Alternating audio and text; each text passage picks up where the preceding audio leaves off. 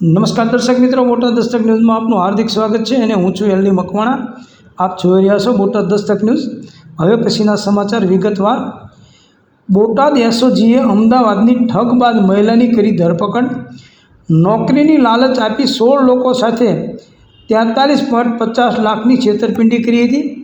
Botad SOG પોલીસે આરોગ્ય વિભાગમાં નોકરી અપાવવાની લાલચ આપી 43.50 લાખની છેતરપિંડી કરનાર મુખ્ય આરોપી શિલ્પા દવેની અમદાવાદથી ધરપકડ કરી છે। શિલ્પા દવે છેલ્લા 9 મહિનાથી ફરાર હતી।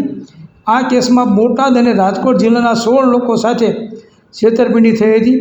આરોપી શિલ્પા દવેએ આરોગ્ય વિભાગમાં ઊંચી વગ ધરાવતી હોવાનો દાવો કરીને લોકોને નોકરી અપાવવાનું વચન કહ્યું હતું।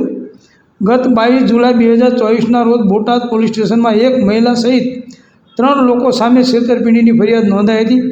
આ કેસમાં એક વ્યક્તિની અગાઉ ધરપકડ કરવામાં આવી હતી, જ્યારે 2 આરોપી ફરાર હતા।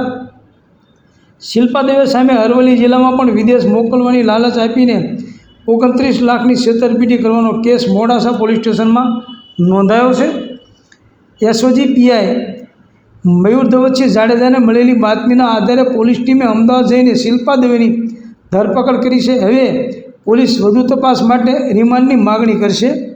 સૌજન્ય દિવ્યા ભાસ્કર, બોટાદ દસ્તક ન્યૂઝ, એલડી મકવાણા, બોટાદ।